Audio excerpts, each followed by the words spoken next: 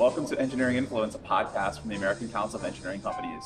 We're coming to you live from our annual Fall Conference in New Orleans, and I'm very pleased to be joined today by Darren Black, the National Practice Leader at Risk Strategies. Darren, welcome to the show. Thanks for having me. In terms of progressive design build, we were talking a little bit before you came on the show, and you mentioned this panel that's coming up. Can you talk to that and give our viewers a little bit of information about what that looks like, who's going to be involved with that panel?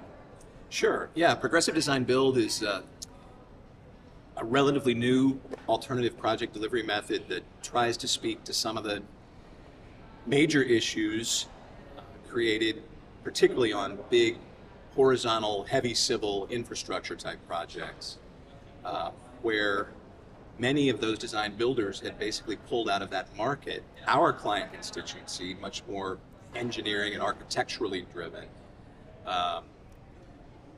they're concerned about design build generally, and more concerned the larger the project, because those design builders, and in a nutshell, the issue is particularly the larger, the more complex the project, the bigger the problem becomes. But owners were insisting on getting GMPs from the design builder at as little as 30% completion of the construction documents. And at that point, there's so many unknowns. And project outcomes and objectives aren't well defined, neither is the scope. And so progressive design build is a more integrated delivery method within which the owner sits with constructor, designer, and it works in phases, and the guaranteed maximum price isn't delivered until, say, 60%. So a majority of the design is completed. And hopefully that will alleviate, because if you're doing it 30, they're going to be cost overruns. Sure. And when you're talking about huge projects, they tend to be huge, and the design builder has historically tended to look to the design team as its contingency, if you will, which had implications, among which were the drying up of the project-specific professional liability market. And it's our hope that progressive design build will alleviate some of the concerns on the part of the underwriting community, as well as bring back more competitiveness, because so many of those large design build firms just said there's too many unknowns, too much business uncertainty, too much risk, and so there wasn't much competition for those projects, which, with infrastructure money sitting out there, hopefully progressive will solve a lot of solutions, will bring a lot of solutions. And we put together a panel that will include David Hadam, kind of the godfather from a legal perspective in terms of teaming agreements on big tunneling and roads and bridges projects, head of Kiewit's infrastructure division, our own Donna Hunt, kind of representing the underwriting community, because until becoming a broker, she had served as an underwriter on large projects for, I think, 2 decades probably. And then representing the engineering perspective will be the head of risk finance from Gresham Smith. So we've got a number of different perspectives that will be represented, and we hope it'll drive some good conversation. Sure. So, thinking about that process, and you're saying 60%, right? You want to get there to 60% of the project completion. What was standard? I mean, is it starting at the beginning where it's like, hey, this is the cost structure we're looking at, and then you would get changes along the way?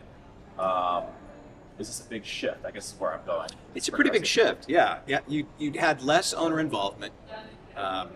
The design builder would sub out design services to a design team, and the design builder that's ultimately selected with traditional design build is selected based on, in large part, on that GMP, right, at a time where it's very early in terms of the design development. And again, that's what brings about so much uncertainty, and nobody really knows if that GMP is going to hold until you get much further into the CD process, and the commitment on the part of owners to move towards progressive design build, have that more integrated approach, collaborative approach. But the big thing, again, is to wait to reach a joint consensus as to what the guaranteed maximum price should be once the CDs are a majority complete, typically 60+%. Do you think that the shift, are you what does the future look like, right? Is this going to become more of a staple within the industry, or is this, hey, you said there's a lot of infrastructure money around, right? Yeah. Sitting there, we're waiting. Is this a way to unlock some of that in people contracts? Yeah, those projects have to be led. It's our hope that, particularly on the large, complex projects, that progressive design build will facilitate less risky outcomes, Right. more predictable outcomes, with better defined objectives and scope and more mutual understanding. The traditional design build delivery method was just a setup for antagonism, if you will. And that created issues in our industry when it came to professional liability with the drying up, the hardening of that project-specific market. Owners and design builders were insisting on engineering and architectural firms carrying much higher limits than they used to, at a time when the insurance market was reducing available capacity at the same time. So hopefully progressive design build will give rise to a softening of that hard project market, and that will have implications beneficial for our clients as well. Sure. So is there an entry point where you would introduce this, the progressive design build? It's interesting. It's my hope, and I've had conversations with experts that come from different perspectives within the AEC community, right? That the benefits of progressive design build can be seen on vertical construction as well. Now, the more onerous burden on the part of owners to be integrally involved in that phased process causes some people to say, look, if the upside is only a $50,000 savings, Right. they're not going to do it. Right. But there are obviously some very large, complex design and build jobs that, other than just horizontal construction, Right. and we've seen it successfully delivered in that market. The question is, will private owners take it up as frequently as we think publics will? Right. So in terms of the 60, I keep going back to 60% of its build. Is there Not 60% build, 60% construction documents. So the design is 60%. I got you. Okay. Is the coordination that's required to have all the parties come back together? You're saying the project owner. Is there any concern there, or is it? It's a pretty easy process once you get to that point, no? The difficulty is in getting buy-in on the part of the parties to the agreement to collaborate, to make it a collaborative process, and therefore eliminate more unknowns Right. that have existed within the traditional design build delivery method. You've got the benefits of quote unquote integrated project delivery, Right. without the pretense that there is no need for risk allocation, right? People still have their responsibilities under the contract. Sure. One to design, one to build, so on and so forth. But it is all about collaboration and mutual agreement in phases that will hopefully eliminate some of those unknowns. And I think the phasing part is really important here.